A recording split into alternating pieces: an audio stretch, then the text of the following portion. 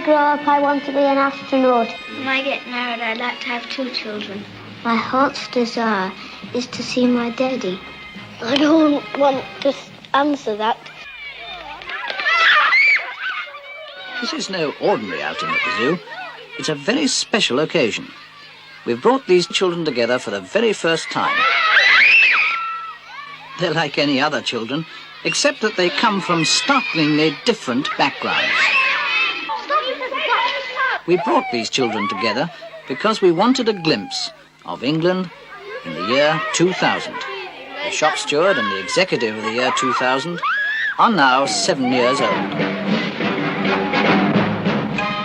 In 1964, World in Action made 7 Up. We have been back to film these children every 7 years. They are now 35. Give me a child until he is 7, and I will give you the man.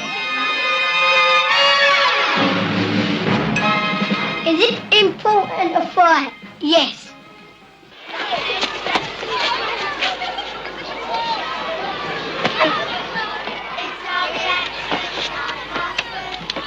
I want to be a jockey when I grow up. Yeah, I want to be a jockey when I grow up. At 14, Tony was already an apprentice at Tommy Gosling's racing stables in Epsom. He left school at 15.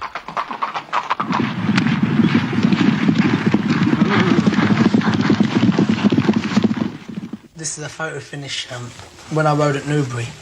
I'm the one with the white cap. I was beating a length and a half, a third, and I had a photo finish. So I took it out of the box and kept it as a souvenir. My greatest fulfilment in life, when I rode at Kempton, in the same race as Lester Piggott, I was a naive, wet-behind-the-ears apprentice.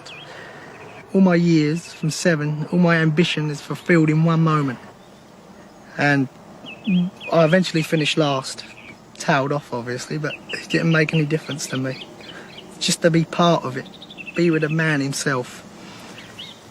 Couldn't buy it. That was the proudest day of my whole life.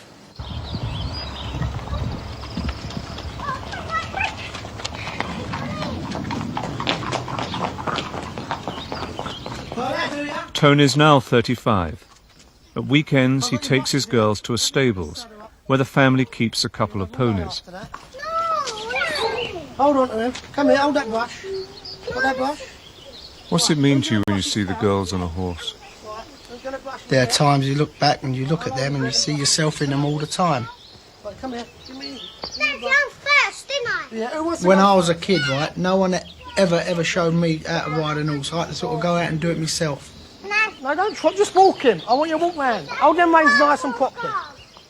When I see them riding, I sort of like, I taught them that. Or I see them doing this, I think, I'll show them another way. Then once they learn it, I sort of like pat them on their bum, sort of put them on automatic pilot, you know, and they're on their own. Well, that's what life's all about, isn't it? Giving your kids all the opportunities that and the benefits that you've never had. Don't be afraid, never be afraid, they know. Horses were my whole life, flesh, blood. In my veins, it was, you know, all the smell, everything. Princess Anne to her horses and Lester Piggott to his. That's how I felt. And you let it go? I let it go. Sometimes on Saturday morning I go to the pictures. Sometimes with my friends and sometimes with him. You don't. I do. You don't. I don't ever see you. You go to different pictures. Have you got a girlfriend? Nope. Would you like to have a girlfriend? Nope. You understand 4Fs? Find them, feed them, and forget them. But with the other F, I'll let you use your own discrimination. I mean, this one, I tried to do the 3Fs, but I couldn't forget her. I used to work in a pub just on a Friday nights, barmaiding. and then from there one night I went to a discotheque. He was in the pub earlier on, and that afterwards we went to a discotheque and Tony was staying there. And from there, that was it. Couldn't get rid of him. We have our ups and downs, no more than anyone else. I think you've got to work at a marriage. I think all marriages go through stages. You can't stand each other. You go through, you know, I think, oh God, I hate him. I wish he'd get out. I do. And I'm sure he does about me. I've been in positions, you know, and well, it's hard to say in front of Debbie, but it's true. It's tempting. You take the bait. You know, I go on holiday once a year with the boys type of thing to Spain, Magaluf, and we have a golf holiday, all against Debbie's will. But it's true. And I get in situations out there that, you know, life is for living. And I come back, oh, I know what you've been doing out there. You've been meeting all them birds and whatever. And they look at you as if to say, I know, but I don't want to know. That's how it is. Who's to say in another 10 years, me and him might have split up? Quite possible. You know, you don't know. If you were to break up, what do you think it would be over? I think it'd be the other party. It won't be for the kids, because the kids is, they're everything. Without anything prior to that. Isn't it? Mm. I mean, it'd break my heart knowing that another man could come in here and bring my kids up. There's only one ambition, and really, I want a baby son, and if I see my baby son, that is my ambition fulfilled. No one knows that, only you now. Tony and Debbie had a son, Nicky, who is now 13. They have 2 daughters, Jodie and Perry, and the family lives in North London. On Saturday, I got the Arsenal. One I was expecting on 28 Up, wasn't I, when you filmed that, but I lost that baby. I didn't feel that I could have any more. I really didn't want any more. But then anyway, I did. I know Perry. They are naughty, they're very naughty. They're the naughtiest kids I know. Nicky's like me. He's more placid. But Jodie's like Harry was when he was 7. I do discipline them. I smack them, I'll put them in their rooms, I'll take things off of them. I do it, I discipline them, and he undoes it. So I'm fighting twice as hard with him. It makes it harder for me because he's too soft with them. Why do you think you're too soft with them? Because I love them so much. Do you bring them up the way that you were brought up? The upbringing I had, I saw more dinner times than dinners, without any question. And I did have my brother's clothes on my back for, you know, hand-me-downs. It's never done me no harm. I wouldn't have got away with my parents what my kids get away with. But in saying that, you do give them everything possible.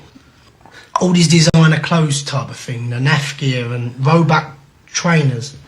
Now, my Nicky plays football, and she'll say, oh, Nicky wants some trainers. Have you got 70 quid? So I go, what? £70 for a pair of trainers? Hold on. There's a store round there, same quality trainers for 25 quid or something. She'd go, £25? Oh no, she'd say. He can't go to school wearing that rubbish. She'd give him everything. The kid got an old bike, wants a chain put on and a few nuts tightened up, or whatever. Oh, can't have that bike, get a new one. Then in the next Christmas only because you don't put the chain and bolts in. I'm not that way. What will you do if you don't make it as a jockey? I don't know. If I knew I couldn't be one, I'd get out of the game. Wouldn't bother. What do you think you would do then? Learn on taxes. At 21, Tony was on the Knowledge, learning to be a London cabbie. I'm going to prove every person who think I can't be a cabbie either wrong. I'm going to get that badge and I'm going to put it right in their face. Just to tell them how wrong they can be and how underestimated I am. At 28, he had his own cab. Surprised who you pick up, you see. I once met Kojak, I picked him up. And Warren Mitchell, Alf Garney, you know. Debbie's working in the day, so Debbie will be on her way home by 4 o'clock. The kids will be coming home for tea. Debbie will stop the cab outside, come in, cook the dinner. Then I'll sit down with the kids till about 7, whatever. Then I'll start the cab up because we work the same cab. Then I'll go to work till about 1 until it goes again. She's got a great mind. She's done the Knowledge, which is less than 2 years for a woman with 3 kids and the pressures running a family. That's remarkable. You get a lot of resentment still. from other cab drivers. Some of them, they just give you abuse. Some of them just sit there shaking their heads when they see you. They get told to go home and do the dishes or go home and do your husband's dinner. I went to a knowledge school, and there I met other girls doing the knowledge, and we became quite friendly. We meet on a certain rank at Knightsbridge, and we go and have a cup of tea. We have a walk round Harrods, get a sandwich, use Harrods loos, have a little look round, spray the perfumes and the lipsticks. Does he do his fair share of the housework? No, he doesn't do a thing. He doesn't even bring a cup from one room to the other. I do everything. Sounds awful, doesn't it? Terrible. Well, I'm not chauvinistic, don't get me wrong, you know, it's not a question of that. I have a very luxurious life indoors, right? And, you know, I'm not proud to say it or ashamed to say it. I'm just the way I am. I mean, I work as hard as I can outside, and when I close that door, the feet go up and I feel I deserve a rest. Would everybody please sit round now, get on with their work. I don't want to see any backs to me. Shouldn't be anybody turning round. Tony, do you hear as well? Get on with your work in front. Tony, don't turn round again. So what advantage do you think you've had over some of the other people that we film? Well, academically, probably they've had more advantages over me, aren't they? The fact they've had prep schools at a very early age, you know, they've benefited by it, which, you know, it tells obviously in this film. But as far as, you know, the stability in the backgrounds with their parents, they've missed out on that. It was at February the 9th, exactly 10 minutes past 9. Mother's having her last, well, at the time we never knew, her last breath. And she just died with me holding her hand. And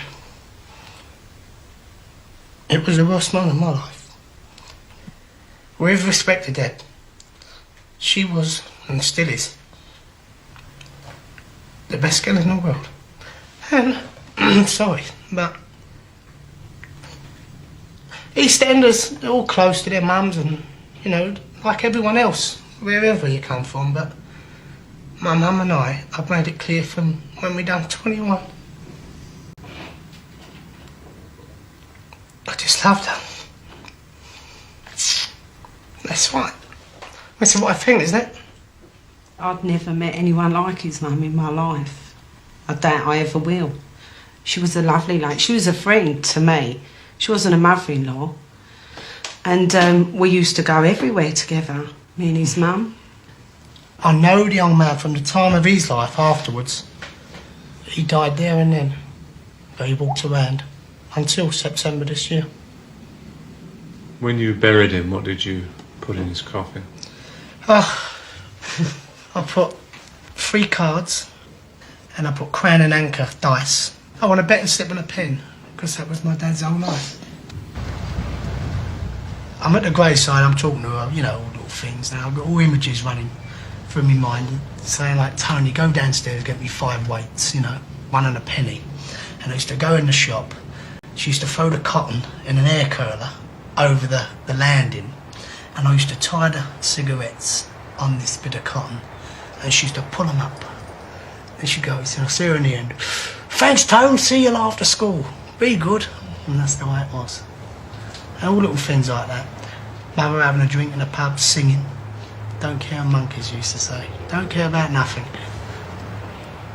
The Prussians. Oh yes, oh yes, oh yes. They're nuts. Just have to touch them. Yeah, they can get what they want, can't they? If you've got to work for it, and it's them, I can just ask for money and get it. They can buy what they want.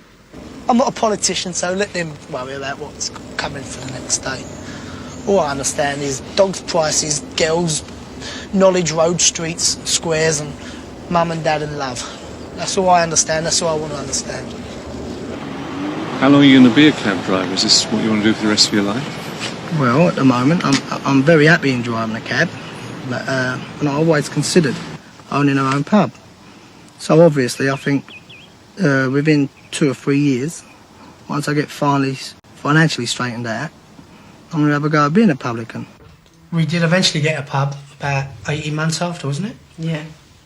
And we went in partnership with my brother-in-law, and I saw the pub going in one direction, he saw it going in another one, and after about 8 months, or a year, wasn't it? Roughly. We decided to call it a day. Let's turn this hard work out here. Come on, you're not reaching me yet. At 28, Tony was taking acting lessons. Dominate me, all right? Son? Yeah? Son, it's a big world out there, and obviously I can't get into it, Brian. All right, don't worry. Pardon the expression, but can you do my inside leg? He now works as an extra. Bruce Willis feels when you don't... I'll never go at anything, especially acting. I mean, but talent, who am I to say? I'm not going to say I haven't, but then again, who's to say anyone has? I promise you, I'm not doing that. It's just the job. No more, no less. How you going, all right? All that big eyes for stardom probably happened 15 years ago, I mean, but not now, don't mean nothing, believe it or not. I don't want to change, because if I change, it proves the other Tony Walker was all fake. I know, and I've always said it, there's never ever a thing in my life I've never set out to do that I've never achieved. I wanted to be a jockey, thank God. I rode on a race with Lester Piggott, and I did it. I wanted to be in the film game, I got in it. Working with Steven Spielberg for 2 weeks on one of his films. I made it happen on my terms, and now I can say I helped him. And I'm more stronger in that respect. But you didn't pull it off. You didn't pull a jockey off. You haven't made it as an actor. You didn't pull off the pub. Well, it's better to be a has-been than never was, wasn't it? My ambitions are gone out the window now, because I'm running a family. I'm playing a role now. That is my role in life, I feel. But in saying that, coming to the age of 35, I've done everything what I wanted to do. And I've got no regrets, other than not making it as a jockey. That is my only regret. But we all live on dreams sometimes. But if they don't come off, unlucky, you go again sometime. Tommy, do you have any boyfriends, Susie? Yes. Tell me about him. He lives up in Scotland, and I think he's 13. And I'm rather lonely up there, because he usually goes to school, but we usually play till about 6:30 when he comes home from school. And then we go in, and then he goes home to do his homework. Have you got any boyfriends, Susie?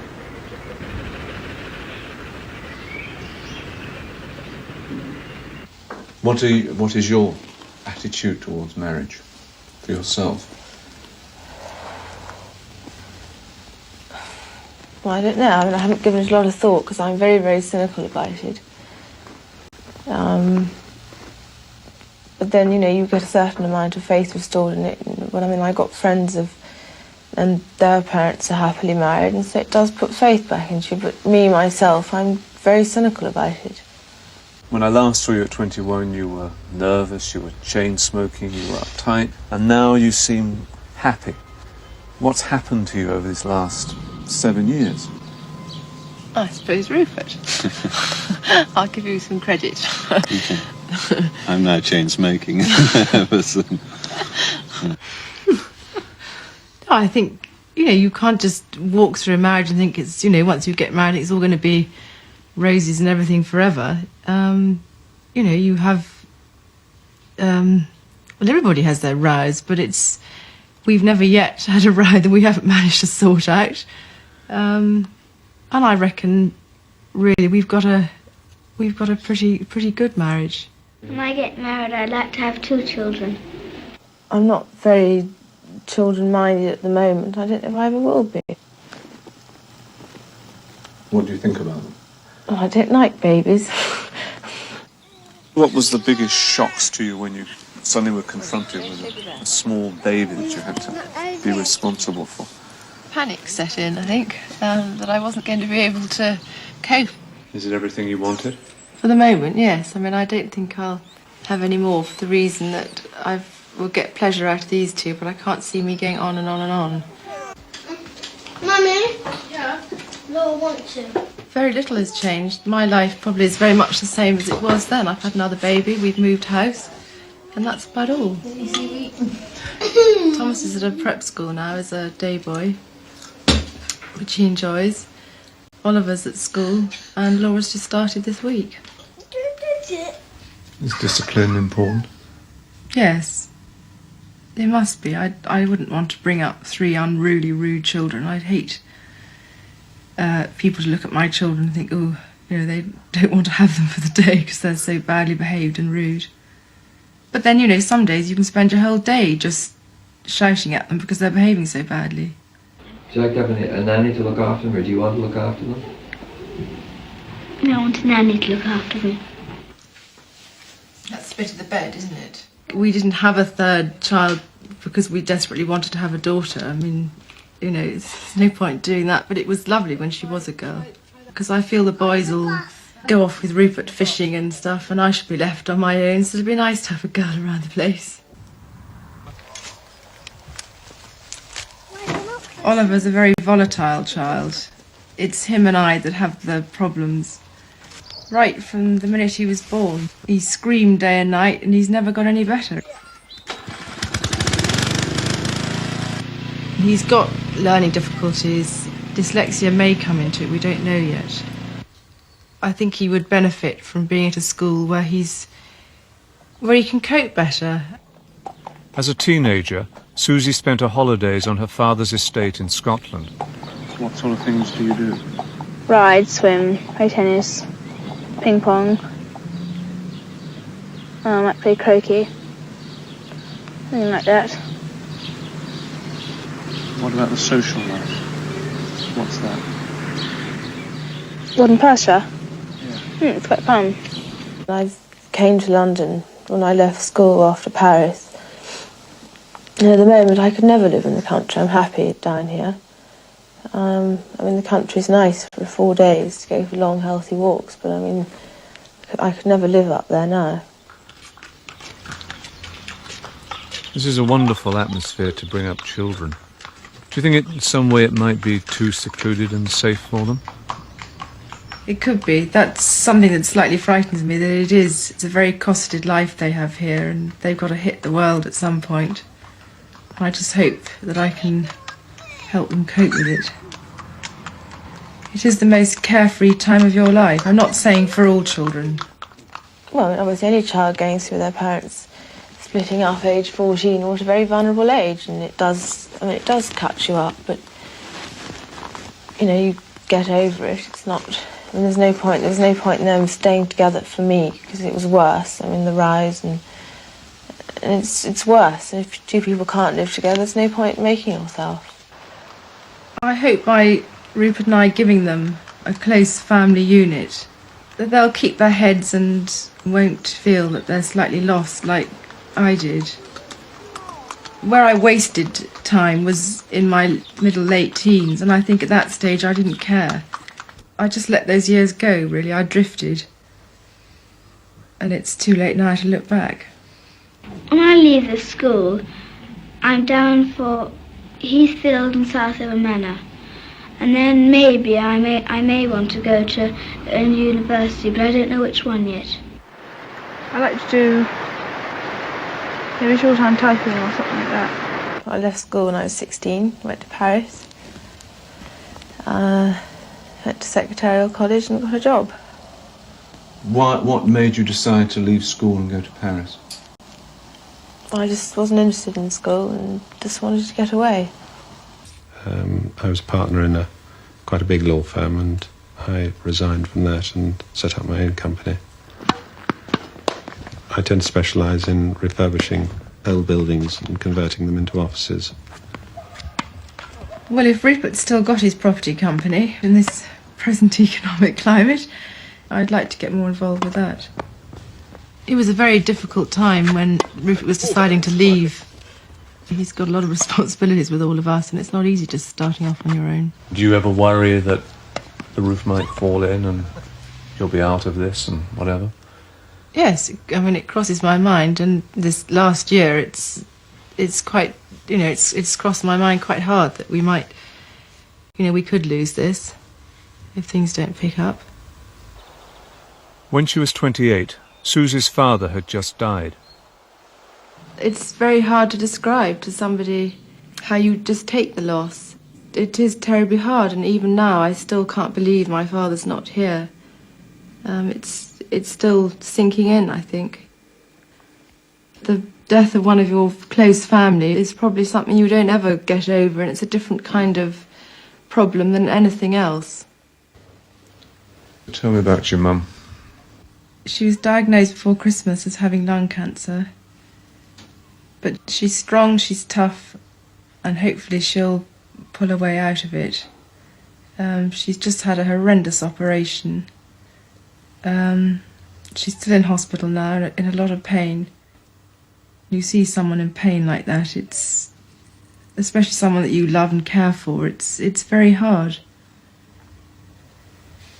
Somehow I think when you're faced with it, you just find inner strength. I think you think beforehand something awful, you can't cope with it, but somehow when it's there, you just get on. Someone somehow gives you some inner strength to cope with it. What do you think about making this programme? I just think it's just ridiculous. I don't see any point in doing it. The first year or two after 28 Up came out, I'd meet people, or people in shops would ask me whether I was the girl that did the programme. And that's quite hard, because it's churning up all happy memories, sad memories, and it all comes flooding back, and parts of it I'd rather forget, and it's all there for people to see. And although most people are quite nice about it, you get the odd one who's fairly rude, and I just think they're lucky they didn't have to have it done to them.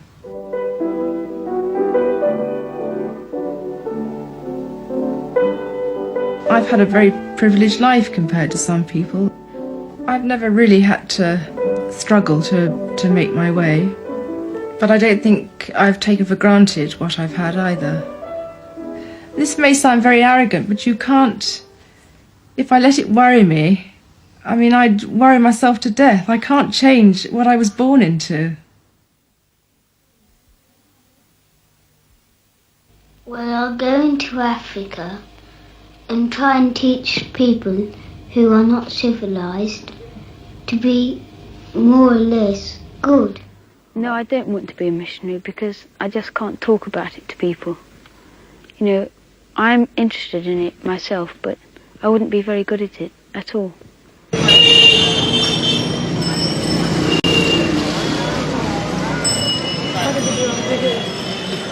So is this your missionary dream come true? Well, not exactly. I'm a teacher now in London, and I've had the opportunity to come here for a term, and it just so happens the school I'm in has great links with this part of the world.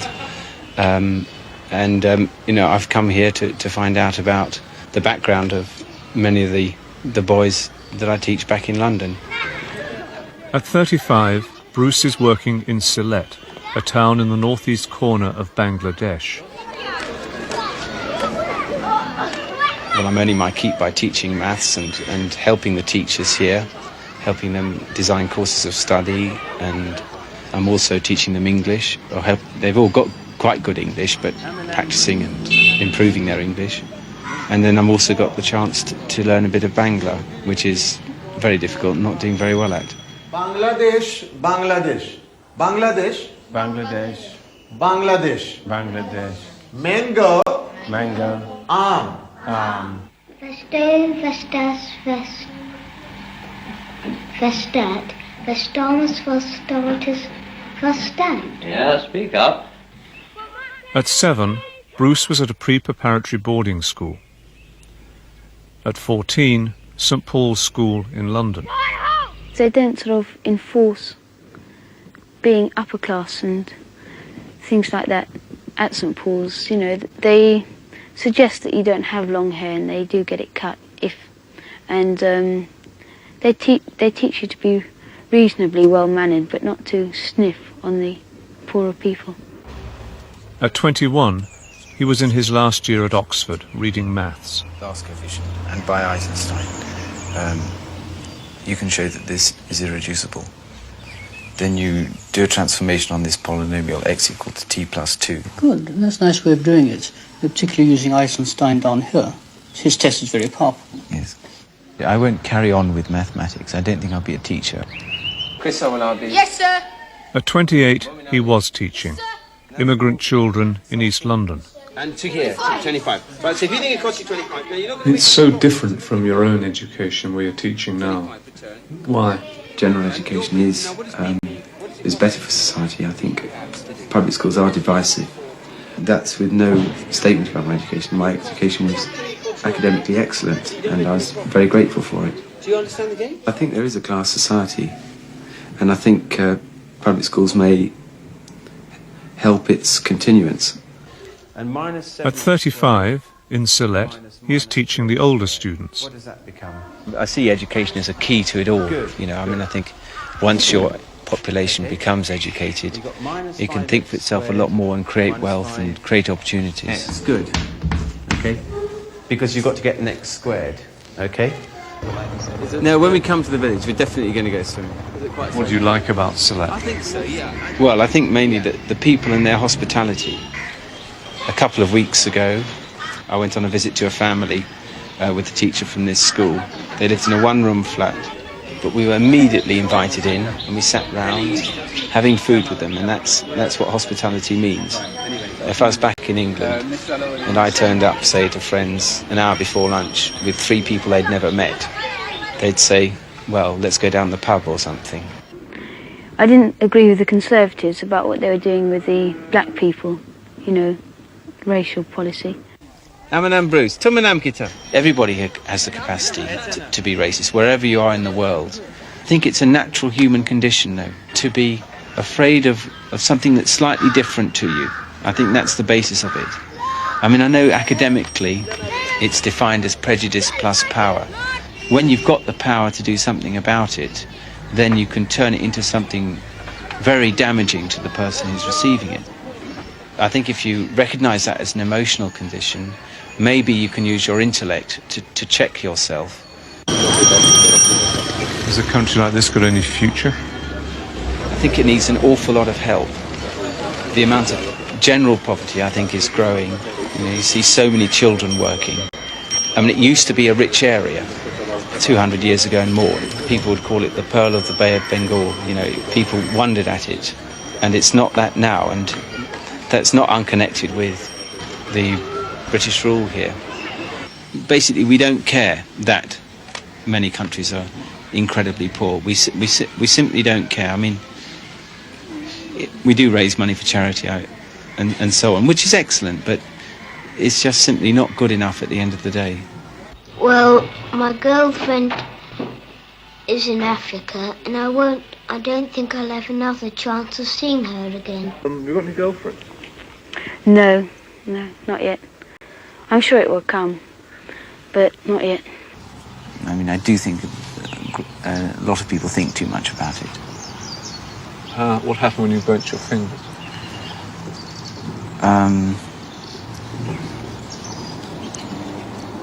I'd rather not talk about it, really. Well, no, but I don't really mean that. I mean, I don't really mean that I don't want to talk about it.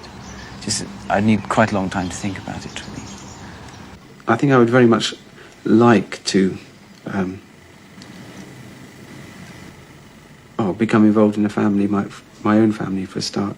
That's a need that I feel I ought to fulfil and would like to fulfil and would do it well. Yes, I haven't got married or whatever. And I suppose, you know, that would have been something which I hoped had happened. You know, I suppose lots of reasons, really. I don't suppose I've met the right person. Okay. Well, about 10 minutes. I mean, you just read out an article. I'm still a bit shy and awkward. Still have a bit of growing up to do sometimes. I think I'm a little bit immature sometimes.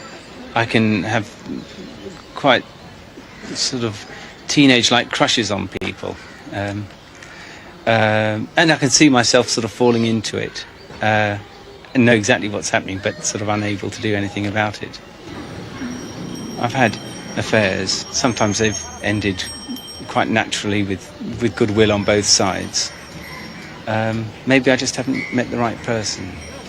Well, you're getting on a bit. Are you getting worried? Well, not particularly. I mean, I'm always optimistic. I mean, who knows who I might meet tomorrow, but I think that's the trouble with reserve. You're not rejected, but you never know what might have been. But I'm getting better, you know, year by year.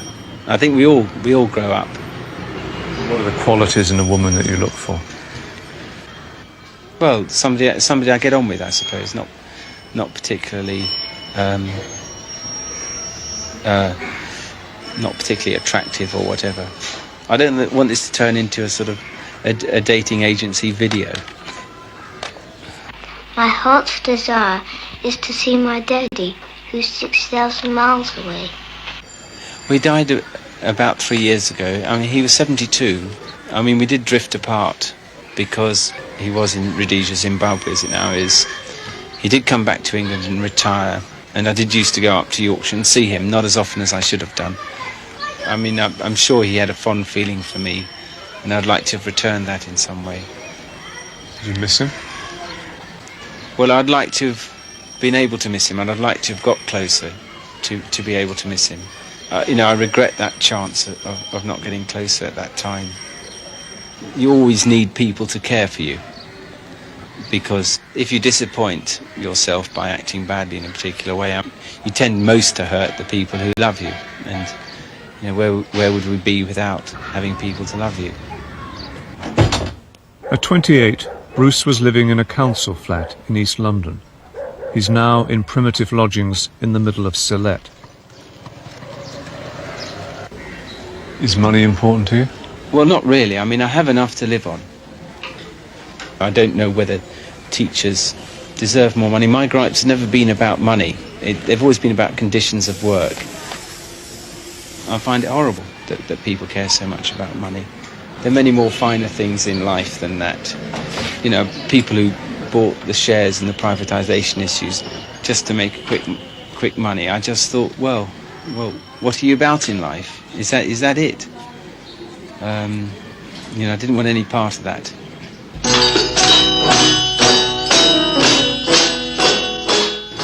This film is about opportunity. Do you think you made the most of your opportunities? My opportunity was to do what I wanted and what I found fulfilling. And I had a great variety because of my background, yes. I've made the most of my opportunity because I found something to do that I find rewarding. And that was my opportunity.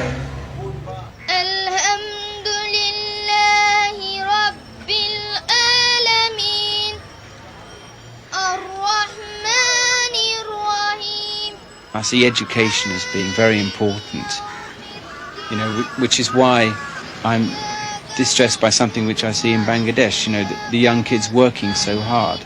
They need to bring the money in for their family. You know, I'd say, well, education is a right. The more they learn, the more choices they have in life. Life should be a rich experience.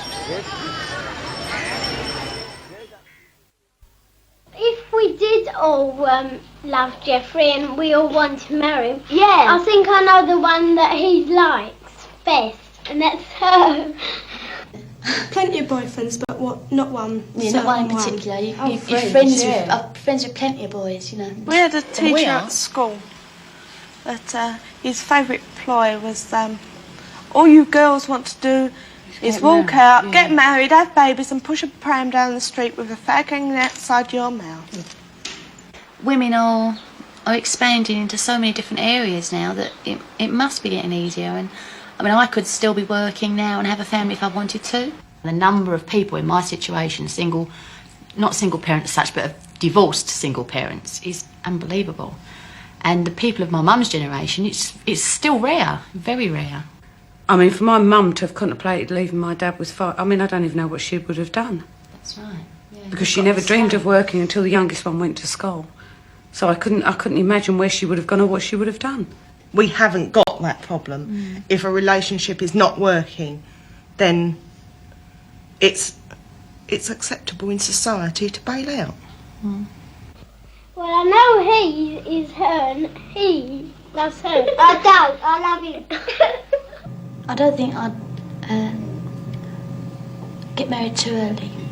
I'd like to have a full life first and like to meet enjoy people myself before I... yeah, before you can commit yourself to a family.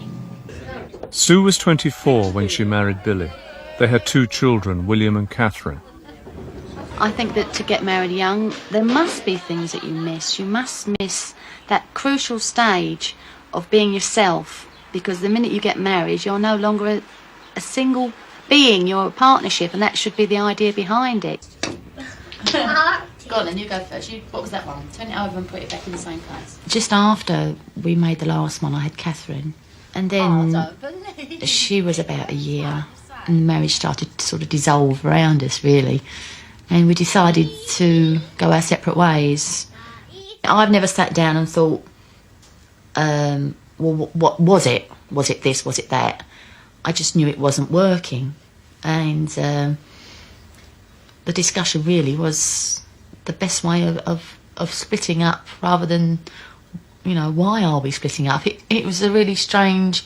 I think it seemed so obvious to both of us that it was probably easier to do than it should have been. I have a regular one night a week when I can go out. It just happens to be that in this particular circle, most of them are separated or are divorced. You have common problems, so sometimes it's easier because you recognise each other's problems with babysitters. You know that it's not always possible to drop everything and go out. I think that the women want more out of life now.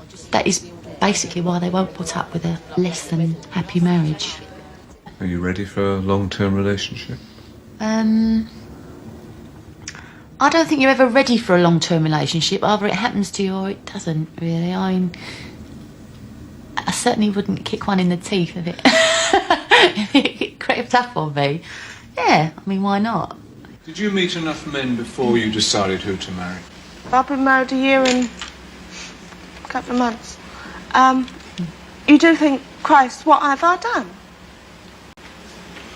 See, I've still got my And I'm being honest about it. I must think's the same. You think, at times, you think, Christ, what have I done? Lynn married Russ at 19. He works for the post office. They have 2 daughters, Sarah and Emma. I'm very much geared to the family unit. I mean, us all, we do things together all the time. I mean, there are times when Russ and I, obviously, we like to leave it all behind and go out just the 2 of us. Now, as the girls are getting older, we've actually started to take them with us. I'll say, oh, we haven't done very much, but when you look back, we have. It might only just be playing games or going swimming or going for a walk. We're doing it together. If you think that getting married, as far as we're concerned, is a case of going to work, come home, cook tea for hubby, going to bed, getting up, going to work, you're totally mistaken. Jackie married Mick when she was 19. I'm not sure I would recommend it. I think but again, you're generalising. I mean, if I would say on average, 19 is probably too young. We decided ourselves, I mean, just between the 2 of us, we knew it wasn't going any further. We both knew, I think, that at the end of the day we would be happier leading our own lives. Whether that involved other people, you know, was to be seen. But no, it would. I mean, you've got to bear in mind we had no children to worry about. So really, the only people that were getting hurt by us was us. If I could, I would have 2 girls and 2 boys. Yes, I would. And what about you, Jackie? My mum, because she got 5 girls, she had 7 years bad luck. That's why she's got 5 girls. I'd like to be able to have a happy family. I mean, I know that's not possible to be happy all the time, but as much of the time that was possible. Go through there, that's the nursery. Got any plans?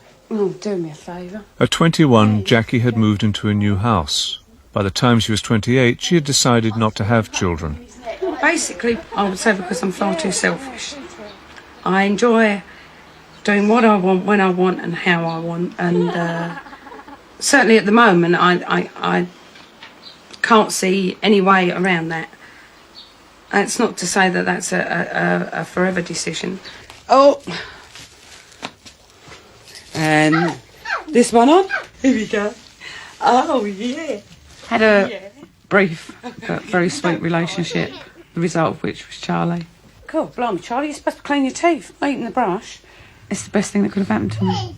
Yeah. And I would never have believed I could have enjoyed a child as much as I enjoy him. I actually sat down and sort of thought about, should I have him or not? I thought about what I was going to do if I did have him, how I was going to keep him. But it comes back to the same old story, the family. Yeah. Oh, nice. Oh, look. My father's only comment to me was, it is your decision. You tell me what you want to do, and then we'll take it from there. And they've totally rallied around me. Anybody that wanted to know just got told I was pregnant. I wasn't with the father. End of story. Charlie gonna have people that know me know the full story, and that's all that matters to me. And Charlie will when he gets older. No, you certainly don't want to roll. Don't give him nothing like that. When I got married, the primary reason was because I wanted to have a child. The two, to me, went together.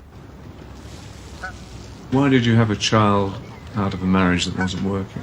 Because I wanted to have more than one child. It was the thing about being an only child myself. I was always jealous of other children that had brothers and sisters when I was growing up. And I didn't want to have more than one child with two different fathers. I think that brother and sister should have the same mother and the same father. That is my ideal. I would hate to think it was tough on the kids. I think it was that one. William used to say, why isn't Daddy living here anymore? And I would say to him, well, you know how you and Catherine argue and get on each other's nerves? Well, I said, that's how Daddy and I are. We just find that we're happier if we're not living in the same house. I'm going to work in Woolworths. At 21, Lynn was working in a mobile library in Tower Hamlets in East London. Yes, not stamp jars. Sleeping Beauty. Teaching children the beauty of books and watching their faces as books unfold to them is just fantastic. To work with children of that age, you've got to love them. And I love children. The last 10 years of government have actually, in my opinion, brought this country much, much further downhill. We have lost an awful lot of our National Health Service, an awful lot of our education system. I'm actually on the governing body of 2 schools. And I want the best for those kids that the system can provide. And if the system's not good enough, then we better the system. What would you do if you had lots of money about me, £2? I would buy myself a new nice house, you know. One that's all nice and comfy. Do you get depressed by money problems? No, why? Why should you? If you can manage on what you've got. Get depressed over money. It's so easy to. But why should you? Why when I bother reach about the it? 18th day of the month and my mortgage is due on the 20th and there's nowhere near enough money in there, I get depressed about it, obviously. What money? It was hard, first of all, when I gave up work from having a fairly high salary to nothing was hard. But you get used to it, whatever your circumstances are. You live in them, you get used to them and you cope. Everybody does. Sue now works part-time for a building society. Everything's changed for me because I'm now supporting myself a lot more than I was, say, a year ago. How did you feel about living off social security? I hated it, really, hated it, yeah. Perhaps it's old-fashioned values. I mean, my mum and dad have certainly never been in that situation, but then my mum and dad have never been single parents either, so, you know, you have to do what's best for you and the children. Thanks very much. Bye. I took a year off when I had Charlie and the state kept me for that year. But I went back to work and although, to be honest, By the time I pay everything out, I'm not actually that much better off, but I feel better. You take it from there. Can I get through this week, or can I get through this month? You know, can I get Charlie the things he needs? But somewhere along the line, you get the money you need for whatever you need. And as it goes, at the moment, we're working and we're trying to keep our families as best we can.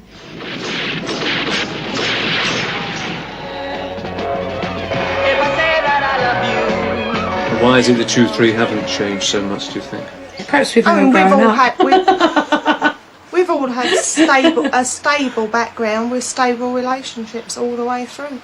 I mean, the same people are there now that were there then.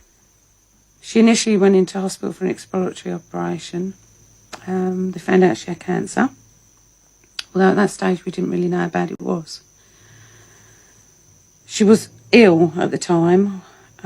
They started chemotherapy and radiation treatment, and she was just so bad. Mum badly wanted to come back to the family, and the family needed her here. She then spent 9 months of hell. I wouldn't have wished on anybody.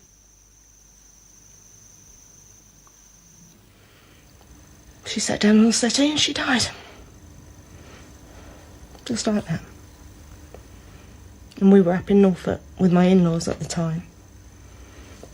So all we got was a phone call from Dad to say that Mum had died.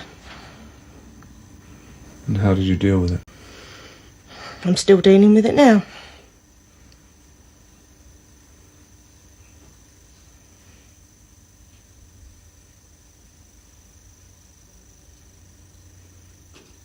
But then although she's not with us in body, she's still with us in spirit.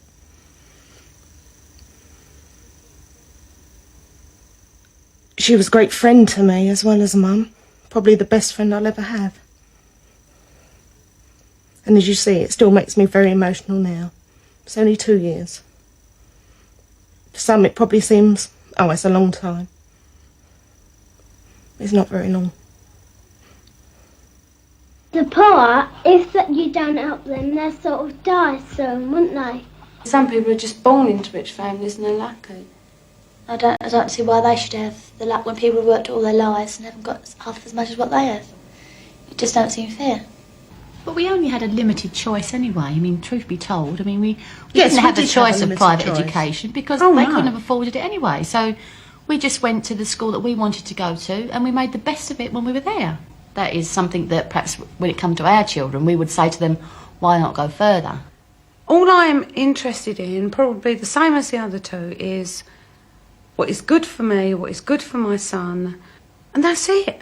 I don't sit there envying maybe what Susie could do for her children that I can't do for mine. Yes, I'd love the money to be able to put him all around the world. I'd love to be able to do that, but I haven't got it. And at the end of the day, I'm going to do what I can. At this precise moment in time, it's probably one of the best times of my life. Come here, come and put your top on. I think probably because I got Charlie. He's totally transformed my life. A lot of the times I obviously pull my hair out, but certainly for the better. So yes, I'm a lot happier within myself. People around me have noticed that. So it's a good time for me. Oi, kiss a cuddle. I don't really want Charlie to be an only. I'd love him to have brothers and sisters.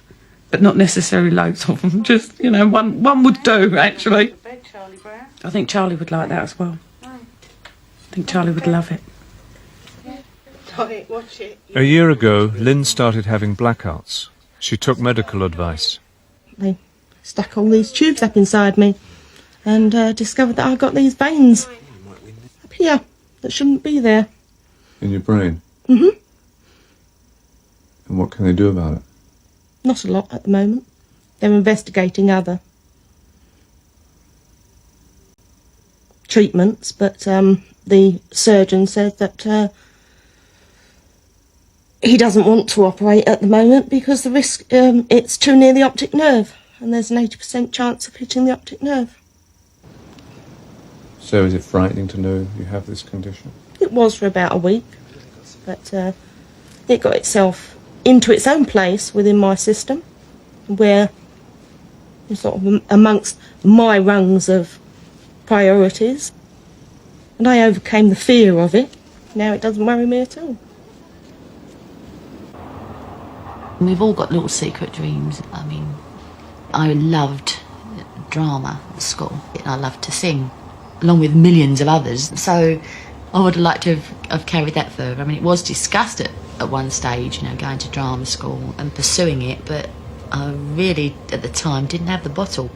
Didn't want to give up work and income. As a young person, I was quite enjoying myself. I didn't want to risk all that to follow the dream.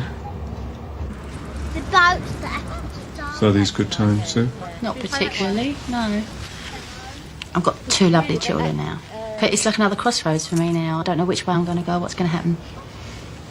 I'm on my own, basically. I'm starting again. Are you changing?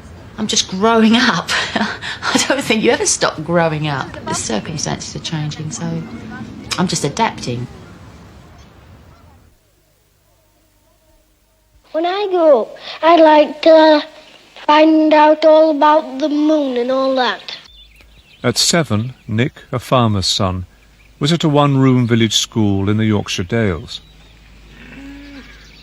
And I said I was interested in physics and chemistry. Well, I'm not going to do that here. At 14, he was going to a Yorkshire boarding school, and at 21 was reading physics at Oxford. So what career are you going to pursue? It depends whether I'll be good enough to do what I want to really do. I would like, if I can, to do research. The gas in these experiments is at a temperature comparable with that of the sun, whereas in a power reactor it would be maybe 10 times the temperature of the sun.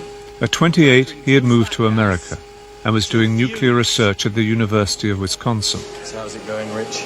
Tell me about the current drive. Okay, well, you're all looking at this thing expectantly, so maybe I better say something about it. The first one is basically saying that the rate of change of crystal momentum, it's ddt of this quantity h bar k, that is equal to the Lorentz force. He is now an associate professor at the university. Is Madison a friendly place? Yeah, very friendly. It's a fairly small little community, and you get deer and things running through here, so it's kind of nice. You know, you notice if you walk into a shop here, or a store as they would call it, people are much more polite to you than they are in England. And it's not, it's not just a matter of being obsequious, they just try and be reasonably friendly and smile at you. Do you have a girlfriend? I don't want to answer that. I don't answer those kind of questions. I thought that one would come up because when I was doing the other one, somebody said, "What do you think about girls?" And I said, "I don't answer questions like that." Is that the reason you're asking it? Yeah, I thought so. The best answer would be to say that I don't answer questions like that, but I mean, it was what I said when I was 7, and it's still the most sensible, but I mean, what about them? Nick was only 17 when I first met him, and I knew he was a nice person. I find him very attractive, and he uses his intelligence in his relationship with me, which is very important to a lot of She felt that she wasn't portrayed at all like she is, and that she felt foolish as a result of it all. You know, she was really taken by surprise by how she came over, and she really wasn't sure why she came over that way, but she was very unhappy with everybody involved, and so she just didn't want to be in that position again. Is she difficult? At times, yes. Whenever we have an argument, she does have a tendency to explode, I suppose, to get really miserable about it, and not. We've only been married 4 years. Anything could happen. We could easily drift apart. There are so many pressures on people. People saw the last film and thought, this marriage isn't going to work, this marriage isn't going to last. Did you get that response?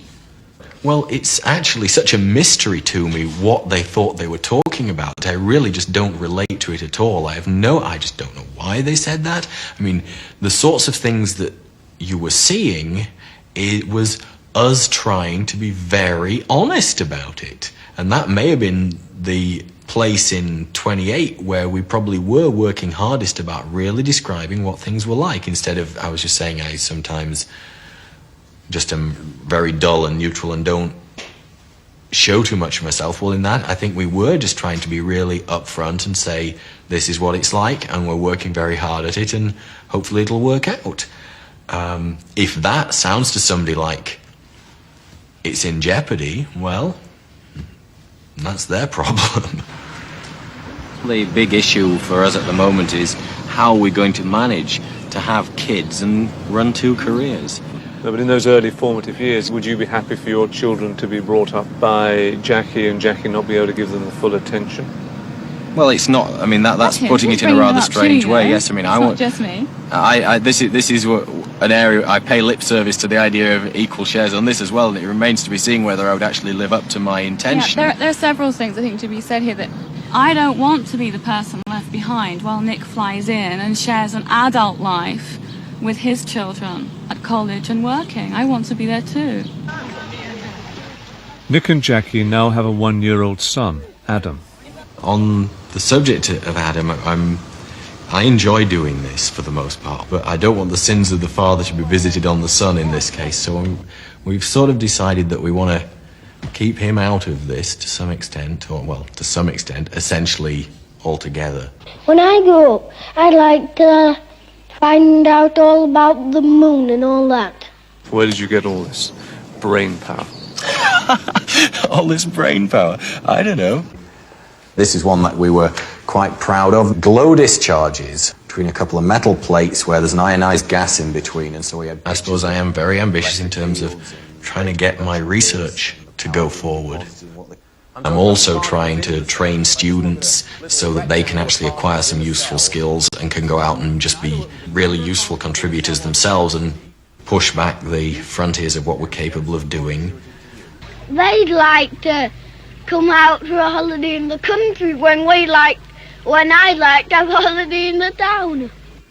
No, I've been to Leeds a couple of times, and I haven't been to Manchester. I went to London with the other when you did the first programme, but that's the only time I've been. In my position, I don't feel that I'm letting England down, because I don't think that England particularly wanted me there doing what I was doing. So how can I feel that I'm betraying a country when it doesn't want me to do what it's trained me to do? Do you get lonely here? You just tend to get stuck into your everyday routine and you don't think about it. But when you call home, then you realise how far away you are. And now it seems acute because both our families are getting older. Even if you think in terms of seeing them once every 2 years, that's not so many you're thinking times, only about 10 times. And that's awful. When you think in those terms, you realise you really are in exile. Do you miss England? An awful lot, yeah. My parents managed to get over here a couple of times in the last 2 years, and Andrew, my middle brother, was here about 2 years ago, so that's pretty good going in a way that they got over here. Christopher is the brother who is deaf, as you know, and his language skills are getting better, but he certainly didn't get a flying start from the educational system that he went through, so, he really is still getting to the point where, you can't, well, he can't hear essentially at all, so you can't really have a conversation with him on the phone, but he'll get on the phone and he'll tell you a bunch of stuff and you can understand most of it, so that's really nice. Is it painful for you? Well, the thing that was emotional to think back on was the situation when he was probably a year old, and it was really becoming clear to everybody that despite the fact that his doctor had originally insisted no, he wasn't deaf, that it became pretty clear that he was. And, at the time, I just sort of desperately was hoping it wouldn't be true, that somehow, some sort of miracle would happen and he would turn out not to be so. But then I told myself, well, if he weren't, then he wouldn't be the same person, and it would be wishing that the person didn't exist. So, that wasn't the appropriate way to think about it.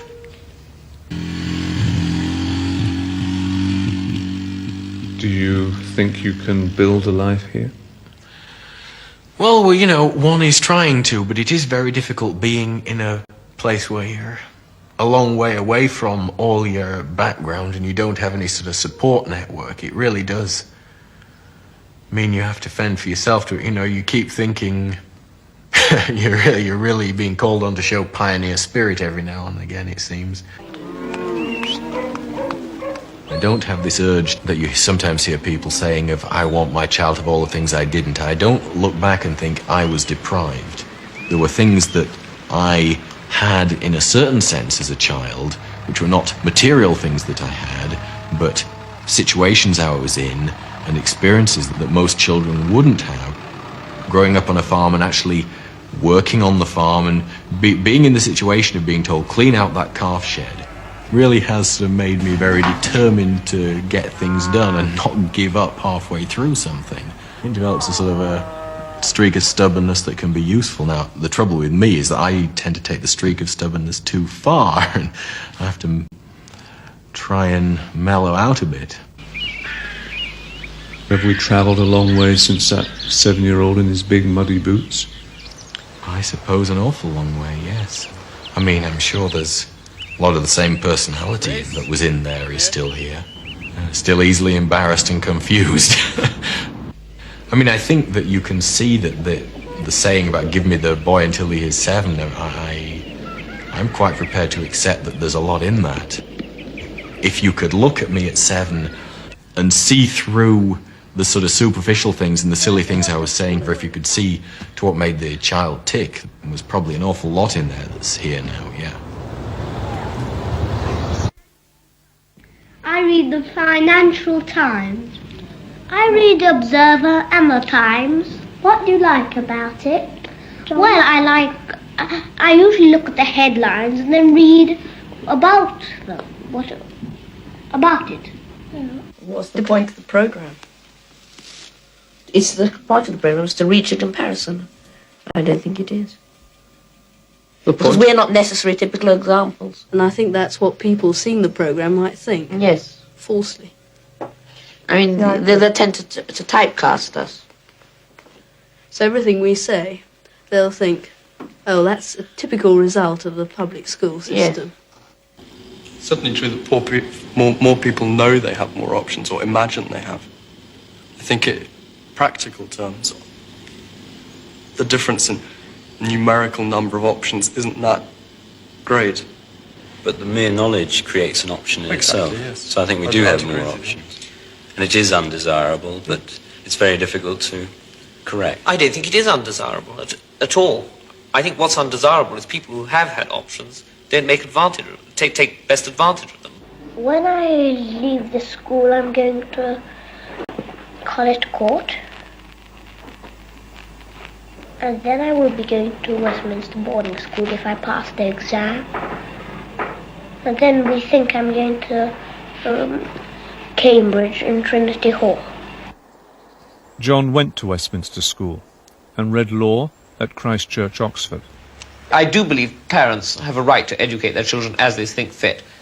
And I think someone who works on the assembly line in some of these car factories and earning a huge wage could well afford to send their children to private school if they wanted to. At 21, we asked him what career he would pursue. Might be at the bar. Doing what? Perhaps chancery practice. I now have a career. I'm a barrister. Other than that, life chugs along in varying degrees. John entered the Chancery Division of the High Court and specialises in company law. How wonderful! Have you told Alexandra? When I leave school, I'm going to the Dragon School. I might. And I might go to, after I might go to Charterhouse, Marlborough. And I can't remember all other places, but because Mummy's got so many, but there's some of them. What about university, Charles? I might go to Oxford. Charles went to Marlborough but he didn't go to Oxford. In fact, instead he went to Durham University. I'd say I'm pleased I didn't, because there's very much a sort of certain Marlborough prep school, Marlborough, Oxbridge conveyor belt. You get shoved out at the end. And what did Charles want to do? I'd say probably scribbling away in some basement for some London newspaper or something. Charles did scribble away for an East London newspaper and then moved on to the BBC, where he is now a producer. He married last year. He prefers not to be on television. I'm going to Charterhouse, and after that Trinity Hall, Cambridge. Andrew went to Charterhouse and Cambridge, where he read law. I'd like to be a solicitor, and also fairly successful. At 28, Andrew was a solicitor in a large London firm. What qualities do you think it needs to be successful? Well, you have to have a legal ability in my business, obviously, and you have to have a sort of bedside manner as far as your clients are concerned.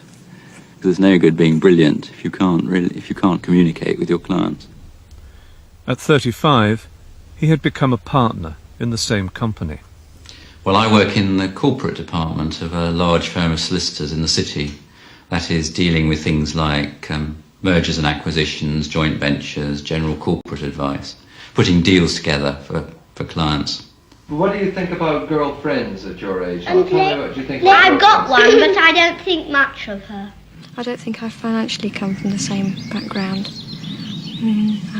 Andrew didn't go for a haughty Deb. He went for a good Yorkshire lass. But I mean, obviously he knew what he wanted. At 28, Andrew had married Jane. Well, I suppose the most important thing that's happened is that we've had 2 children. One 5 years ago, Alexander, and then a couple of years later, Timothy. We've also moved out from central London over to Wimbledon. We decided we should look somewhere where there was a bit of green space, and so we moved out here. What was the biggest surprise about having children? That our ideas of bringing them up maybe not necessarily always coincide with each other's. When I see the children playing together now, I realise how much fun they have together, and probably what I miss perhaps is being an only child. When boys go round with girls, they don't pay attention to what they're doing. For instance, my grandmother had an accident because a boyfriend was kissing his girlfriend in the street. Well, the most important thing is that I've got married. He married Claire, the daughter of a former ambassador to Bulgaria. Recently, I think this charity, Friends of Bulgaria, is something that's very important in my life. I became involved in all this to channel aid to Bulgaria. It is a great pleasure to welcome you all here tonight on behalf of Friends of Bulgaria. My mother, in fact, is from Bulgaria, and that explains why, for me, Bulgaria is an especially important place.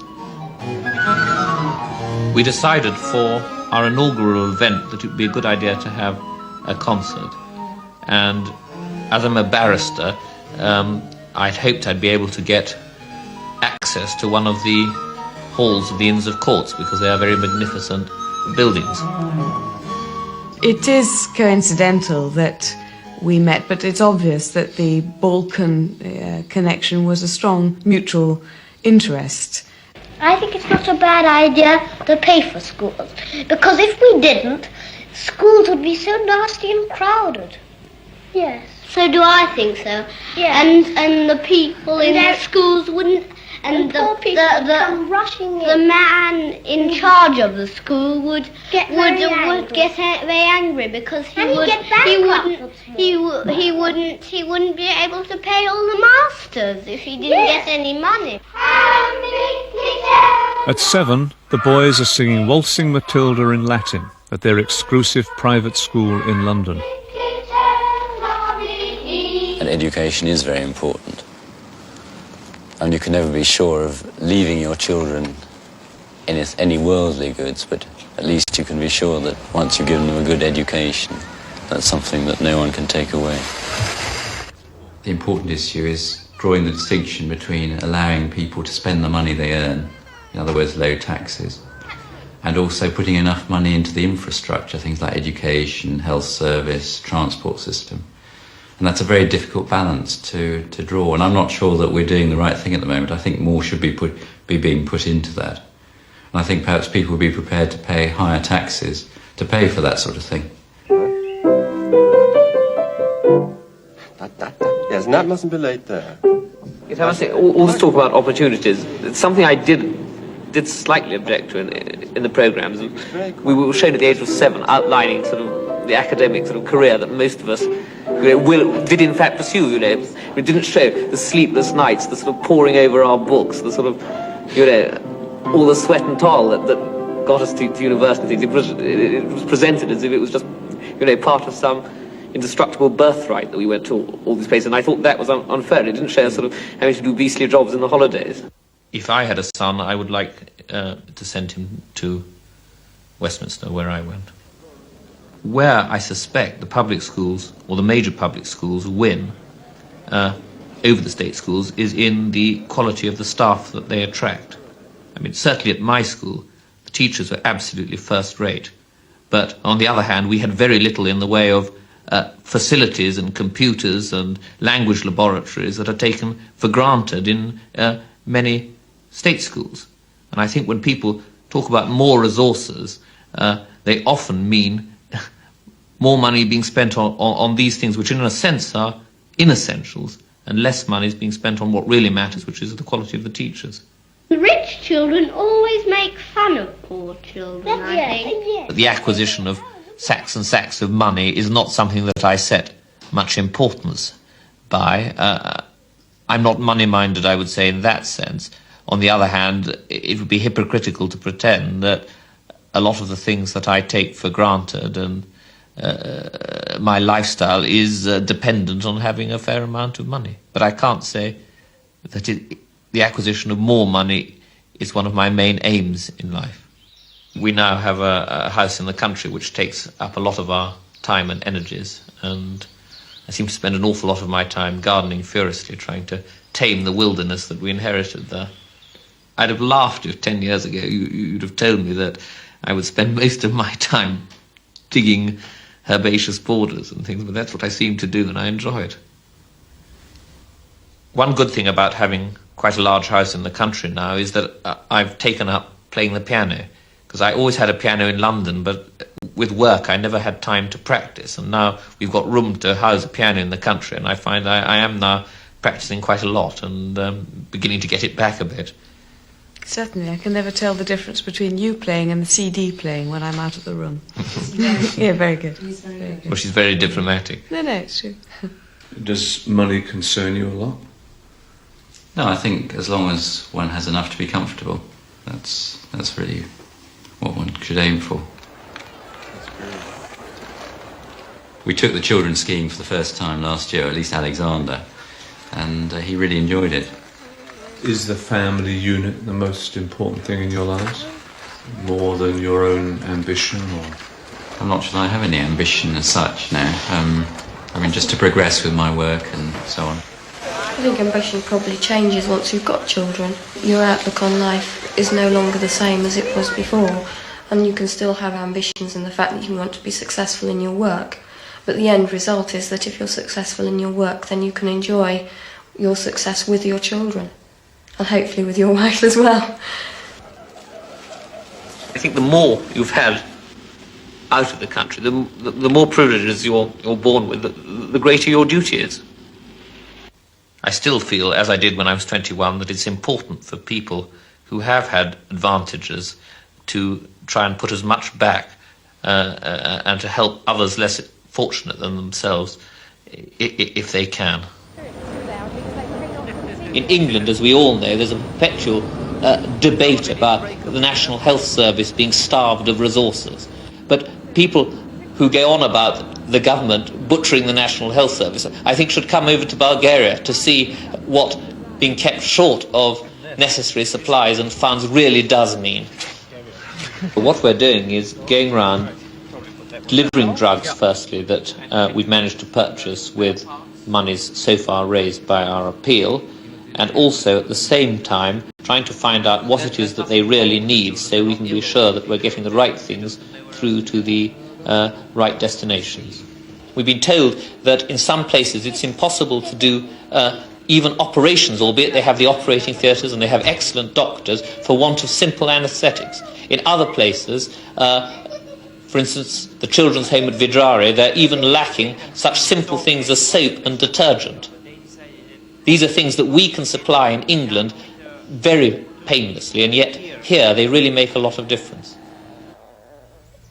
The Bulgaria that I have known coming back with John has been a much more varied country, and it has been very enriching to travel around the country with John and to have the extra dimension of John having investigated to a great degree his family tree down through many generations and many centuries. Second along there, my great-great-grandfather, who was the first Prime Minister of Bulgaria when the country was liberated from the Turks in 1879.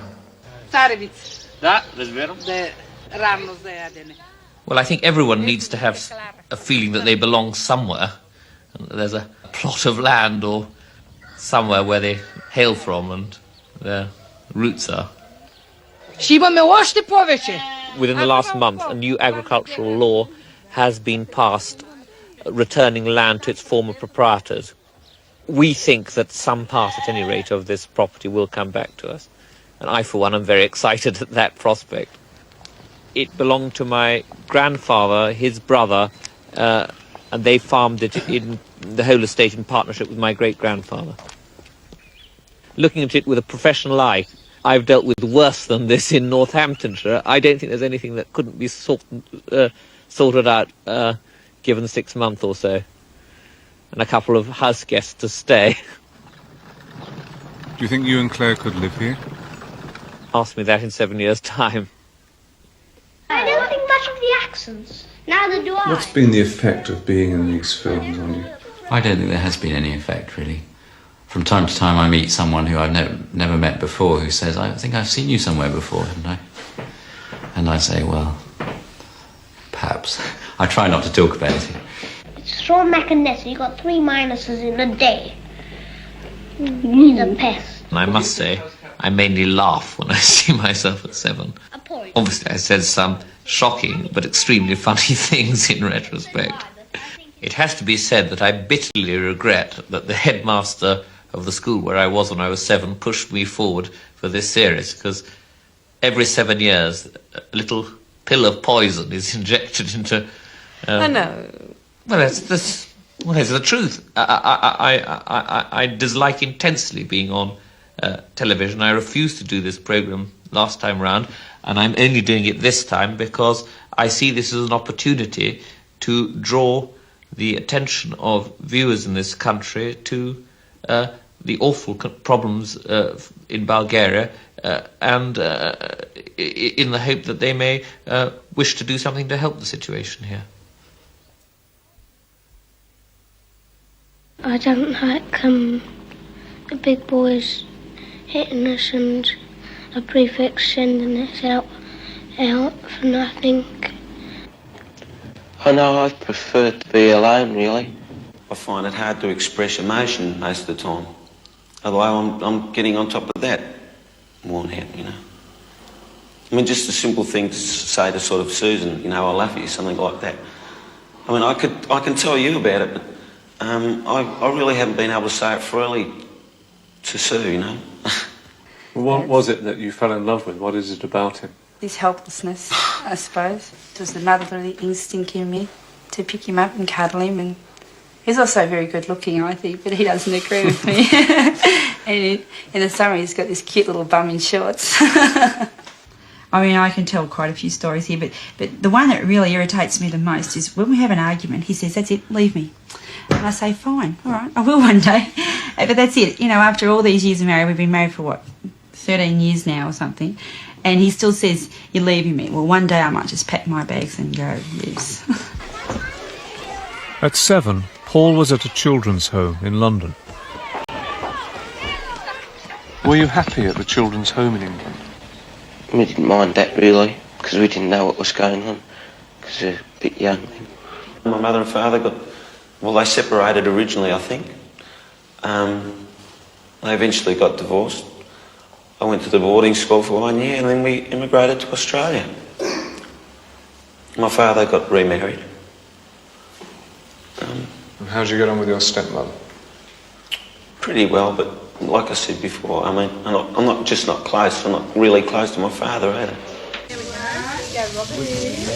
Emily, do you want some pen? Do you have any regrets about the fact that you weren't closer to him when you were younger? Yeah, I suppose it's all wasted time in a way, I suppose. But, I mean, he was always there, you know, I could always talk to him, but it was different.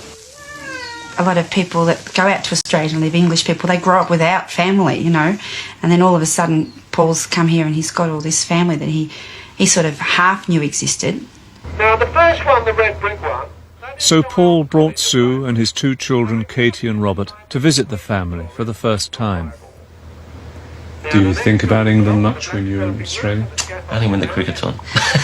I mean, I'm in awe of everything I see because I've always wanted to come to London. I've always thought it'd be a great thing to do. And all of a sudden I'm here and I'm having a great time and Paul and the kids are I'm just dragging them along behind like an anchor, you know. Come on, we're off. But no, it'll be really interesting because I've always had lots of family and I love this sort of stuff, you know. A bit of a show pony. That's Graham. When the crunch came and we were coming over here, I didn't want to do it. It's just something in me that holds me back. It's shyness or something, I'm not sure. I'm not really good at meeting new people, I guess. That toy. Is there any way you would want to be a father any differently from the way your father was to you? I'd like to be more contact close, actual physical contact close, because my dad and I are exactly the same like that. If we hug, it's unusual. When we had Katie, when she was born, he said to me, "Oh, I'm glad I've got a daughter." He said, "When I'm an old man, at least she'll come up and she'll be able to give me a kiss and a cuddle." Do you like to get married, Paul? Tell me why not. I don't like, say you had a wife, they say you had to eat what they cooked you, and say I don't like greens, well I don't, and say she said you have to eat what you give, so I don't like greens, say she gives me greens, and that's it. Yeah, divorce was something new to me. I think of what Paul's been through. I mean, Paul doesn't say it's very bad, but I wouldn't like that for my children. What keeps this marriage together? Learn to keep your mouth quiet at times. I don't know. Tolerance, I think, really. I mean, we don't stew it. We have arguments, big arguments like anyone else. But we have spoken about this before. We don't seem to stew over it for any length of time now. We can be unbelievable together, you know, like biting each other's heads off. But we don't, I mean, it'd never go to the next day. This is one thing that the show's done to us, is that it makes you analyse things a bit more. You know, like maybe if the show hadn't been here, we may have split up, because you think, well, we can see what we were like a long time ago, and it brings it back to you. You think, well, you know, we have this then. Often a lot of people grow apart and they can't see what they had originally. I don't think the show could actually hold you together. No, but what it's showing you is what you had in the past. Yeah. In their 20s, Paul and Sue sold up, bought an old van and travelled through Australia. I think it brought us closer together because, you know, we really got to know each other and relied on each other so much. It gave us our own peace of mind that we could settle down and now have a family, that we had done something. We hadn't just been nobodies and lived in suburbia all our lives. We'd done something that we were proud of, that, you know, we'd accomplished on our own. Being together so much, it was hard. But then we settled down, and we must have settled down really well because I got pregnant and everything, so something must have been going right. The family settled down in a working-class suburb of Melbourne. The mark taken by Watson, Are you ambitious for your children, Paul? I said something about wanting Robert to be a brain surgeon. That was a joke. I mean, like, if he's a brain surgeon, it would be well, but it'd be nice to let them go one step up from us, I think. At the moment, I'm pretty happy with Katie. I'm not having a go at Rob, but I've got fears for Robert because he's struggling a little bit. He's only been at school for 2 years, been in preps and grade 1.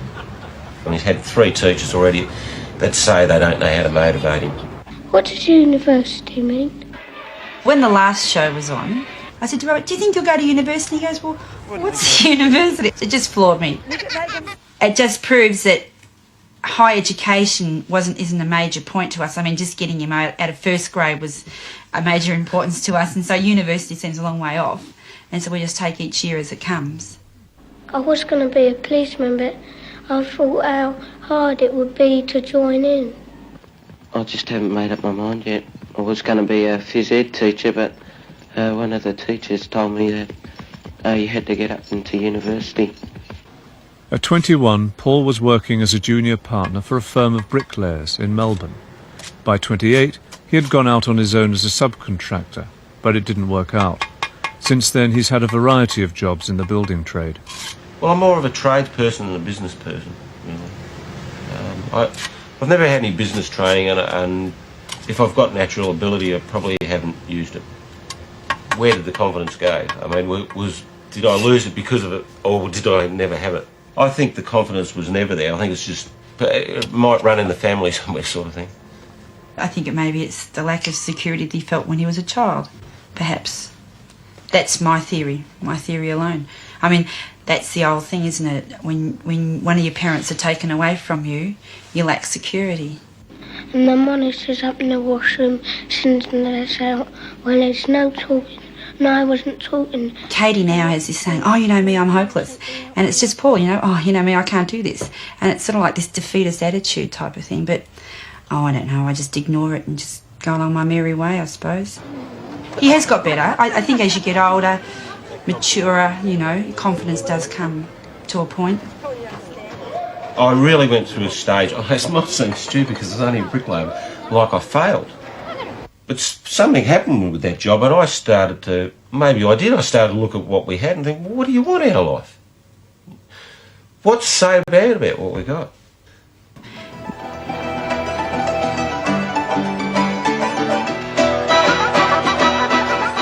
Do the two of you have a dream now? I've always wanted to move to the country, and I wouldn't mind a small property. It doesn't have to be big or flash. It's more relaxed style of living and an attractive sort of lifestyle. We've just been together for so long, we just sort of plod along together. Yeah, I enjoy his company and he enjoys mine most of the time, yeah. I know that he's going to come home to me every night. I'm going to have someone there. He's very secure that way. She does put up with a lot. I mean, I can't be that easy to live with. I'm nice, but I'm not that easy to live with.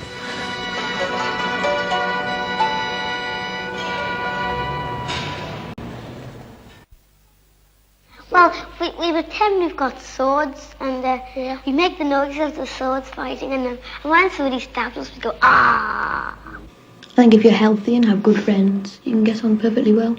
But everybody would like to be rich.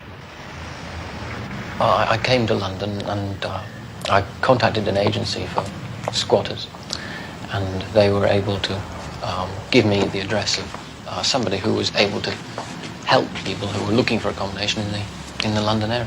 But you've kicked against the stability that's... I don't think I ever had any stability, to be quite honest. I can't think of any time in my life when I ever did. I don't think I've been kicking against anything. I think I've been kicking in mid-air the whole of my life. I've been moving about a bit between different places, really. I'm a bit unsettled, but I'm very shortly moving to live in digs. At 28, Neil was roaming around Britain. We found him on the west coast of Scotland. If the state didn't give us any money, it would probably just mean crime. And I'm glad I don't have to steal to keep myself alive. If the money runs out, well, then for a few days there's nowhere to go to. And that's all you can do. I simply have to find the warmest shed I can find. At 35, He's living in a council flat in the Shetland Islands. The nice thing about here is that you can cut yourself off when you want, because there are people living around, but they're pretty quiet people. It's an environment which sustains me. It's one in which I can survive. I still feel my real place is in the world of the world where people are doing what the majority of people do. And the reason I don't feel safe is because I think I'm getting more and more used to this lifestyle, which eventually I shall have to give up. How do you manage for money these days? Social Security, still. I wish it wasn't, but I'm afraid it is. Well, I've no desire to be putting the taxes up and drawing money off people who've earned it themselves. But that's the way it is.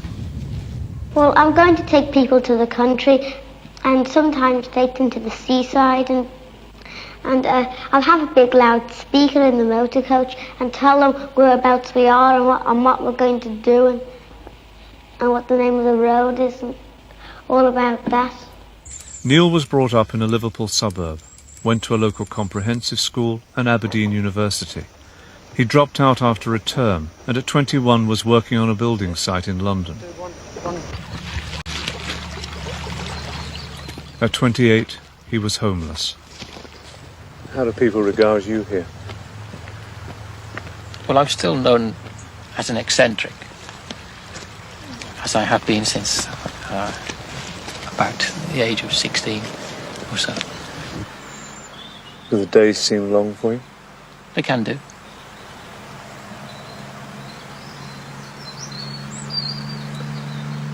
Do you have any friends anywhere? I have some good friends still in England. Neil settled down in the Shetland Islands a couple of years ago. Hello, Neil. How are you? Is this community important to you? Yes, it has to be. This is where I live. It's been very good to me. People have been especially kind in many areas, and I'd like to be putting something back into it, and we'd be putting something back into the whole of Shetland, not just into this area. I'll take 2 pints of milk, please. There we are, Neil. And how's the pantomime then? Not so bad. Oh, that's good. No traumas? It's not on my part, but there's a few people could do with learning their lines a bit better. But you're all right. Well, I shouldn't speak too soon. When I grow up, I want to be an astronaut. But if I can't be an astronaut, I think I'll be a coach driver.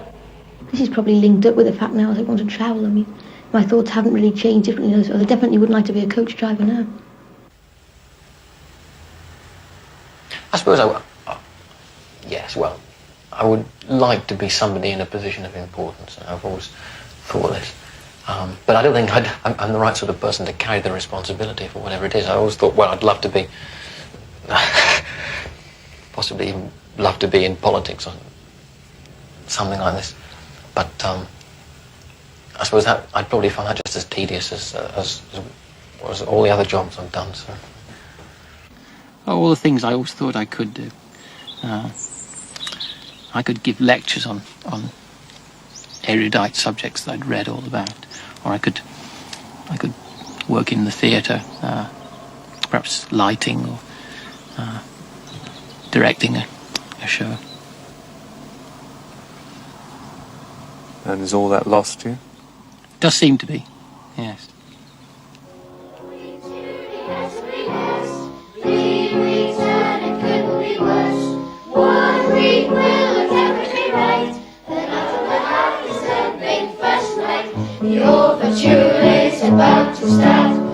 The Village Pantomime, 1990. Beauty and the Beast.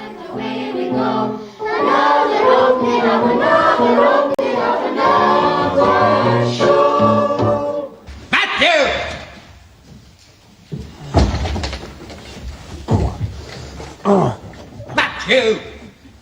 Your house, sir, is needing maybe some repairs.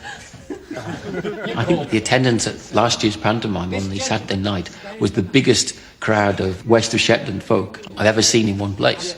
And, you know, we're pleased with that, and we think they enjoyed it.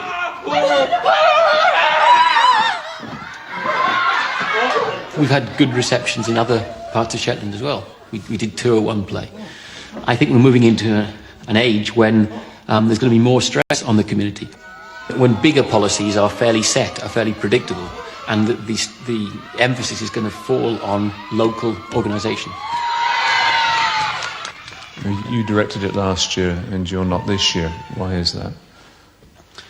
Well, the specific reason is that we had a preliminary meeting, and my name was not put forward as the one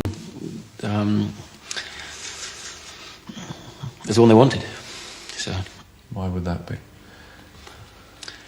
Probably because I like to do things in my own way. I'm perhaps quite an authoritative director. I have my own idea of the performance before we even start.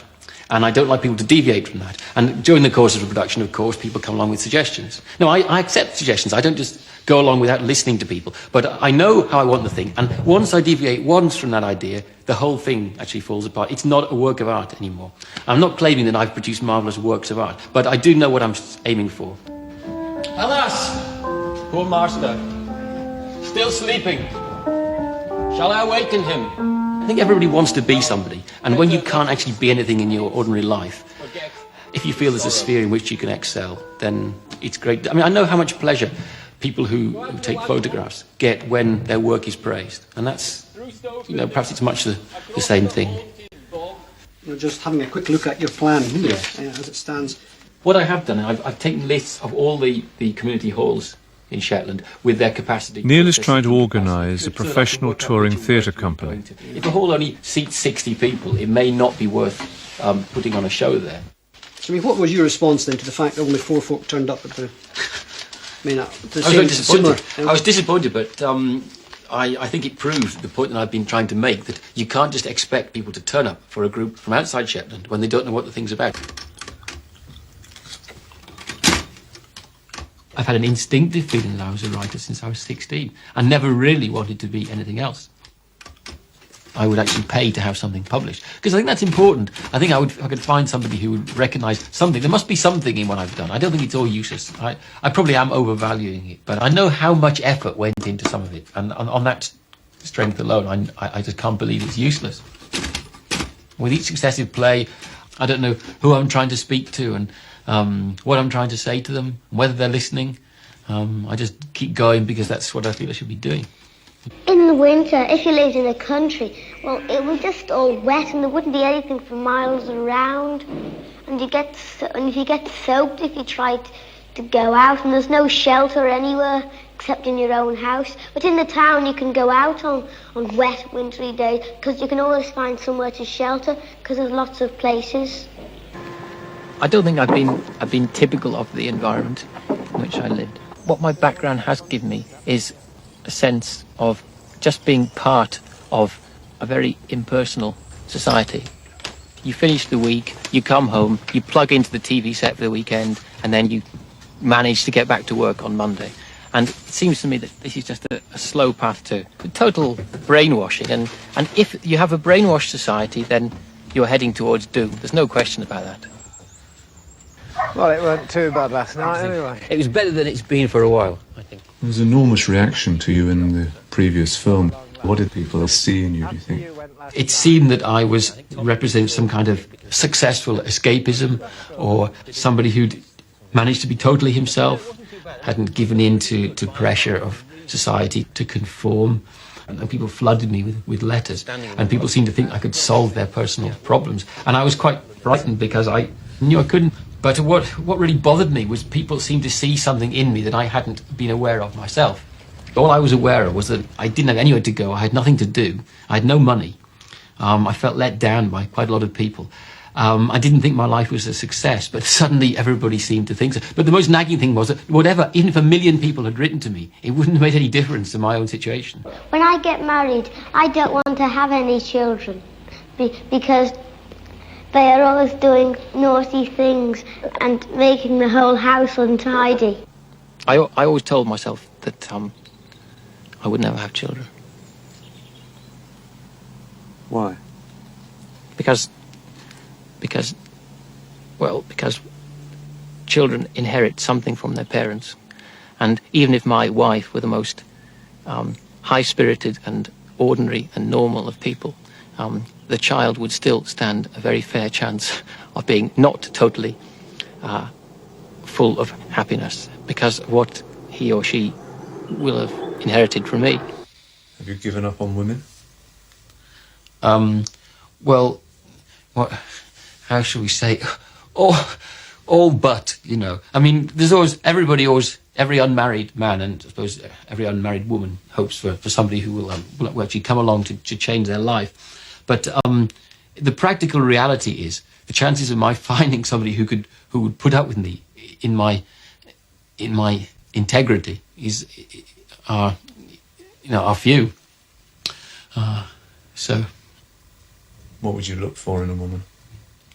Well, I might look for various things, but what's probably more important is what somebody would look for in me. I can't offer reliability. I mean, I think most women looking for a husband or a steady man want somebody who is reliable in some way or other. Well, I cannot offer that because I don't know what I'm going to be like from one day to the other, and it would be foolish me pretending that that I could offer something like that.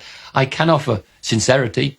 I can offer compassion, willingness to do my part, to put my wife's interest as high as my own.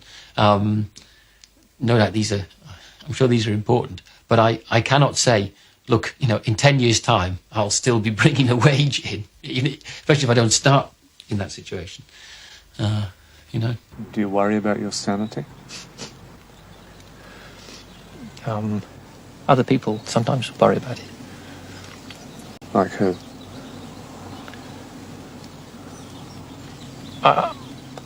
As I said, I sometimes can be found behaving in an erratic fashion.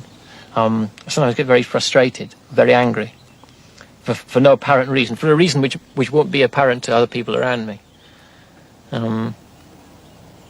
It's happened from time to time. Are you getting better or worse, do you think, your state? I don't think there's any significant change in the sort of... I said I haven't been so depressed since I've been in Shetland. I said my basic personality is not a lot different. Are you having any medical treatment for your mood changes? And No, I haven't for many years. Because I wouldn't like to be dependent upon man-made substances for the cure. Do you ever think you're going mad? Oh, I don't think it. I know it. Well, because we're not allowed to use the word mad. But, I think most people are mad here, really. But then I think it's a mad world. I remember working in London 12 years ago, and just walking through the city, and they were digging up the drains, and there were cranes knocking down buildings, and there were cars trying to get down impossible narrow alleys and having to reverse out again, and policemen doing all kinds of things. And I thought, this world is just mad. This world is just mad. Yes, I'd say I believed in God. Are you religious? Well, I go to church with my parents on Sundays. I don't know even now whether I do believe in God or not. I've thought an awful lot about it, actually, and I still don't know.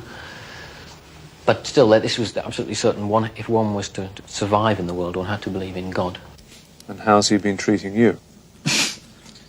Well, I said to somebody last week that I preferred the Old Testament to the New Testament, because in the Old Testament, God is very unpredictable. And that's, I think, how I've seen him in my life. Sometimes very benevolent, sometimes seemingly needlessly unkind. Well, after I tried every remedy one could possibly think of for my personality disorders, I thought, well, I'm going to trust God because other people have done so, seemingly with positive results. I can't say the moment I trusted God, my life was fine. And I can't say all the time that I think I found the answer. But I can say with some certainty that once I started believing that there is actually a God who has something of a design for the world, who is working in a certain way in the world. After that, some things became clear to me. I really can't say much more than that. Cold people really don't like them very much. No, It sounds like ghostly coloured people. You think of a purple person with red eyes and yellow feet. And you can't really think of what they really look like. I find it hard to believe that I was ever like that, but there's the evidence. And probably when I was 7, I just lived in a wonderful world where everything was sensation and I could be happy like this, I could be miserable next minute. I don't have a yearning for any past time in my life. Perhaps in my subconscious I recall a time when everything was a lot happier. My teens were terribly unhappy years. If we come back in 7 years, how would you like us to find you?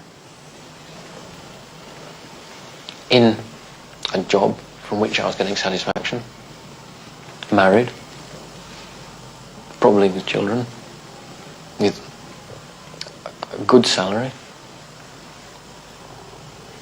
enough to as I said before, to be able to live fairly comfortably, and with friends whom I could contact when I wanted to. So do you think you have failed?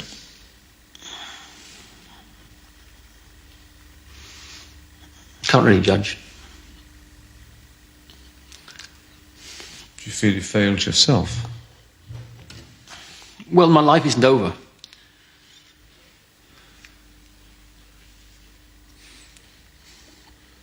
Can you think what you'd like to be doing in the year 2000? I can think of all kinds of things I'd like to be doing. The real question is what am I likely to be doing?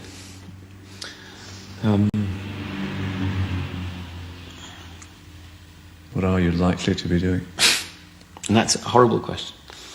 I tend to think the most likely answer is that I'll be wandering homeless around the streets of London. But with a bit of luck, that would happen. I always feel that somehow a good fairy has waved a wand over me and saved me from that. Because that seemed very much what the end would be for a while. That's perhaps why I cling on here. I know how tempting it is to escape into fantasies, to believe that I already am a successful writer, to believe that I've got lots of friends, to believe that if only I had done such and such, my life would have been different. But I mean, the most difficult thing is to accept the reality, to be what we are in a situation we're in. That's terribly difficult.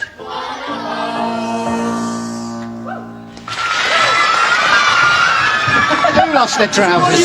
The second time that's happened. No, not intentionally. No, last year my moustache fell off. A beard.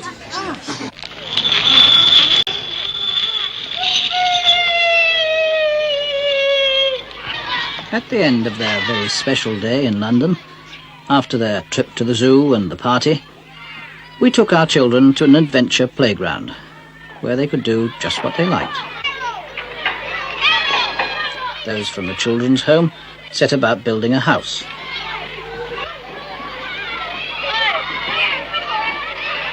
There's Nicholas.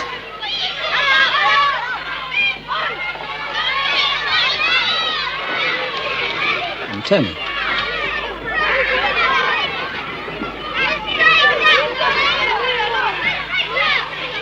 Andrew.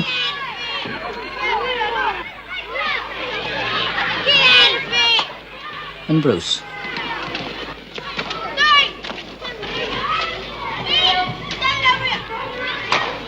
John.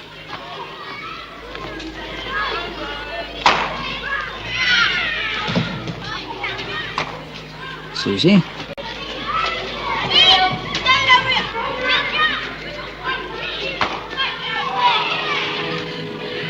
Jackie and her friends.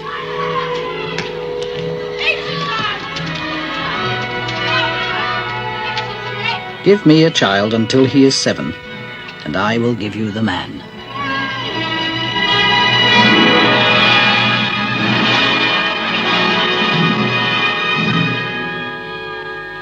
This has been a glimpse of Britain's future.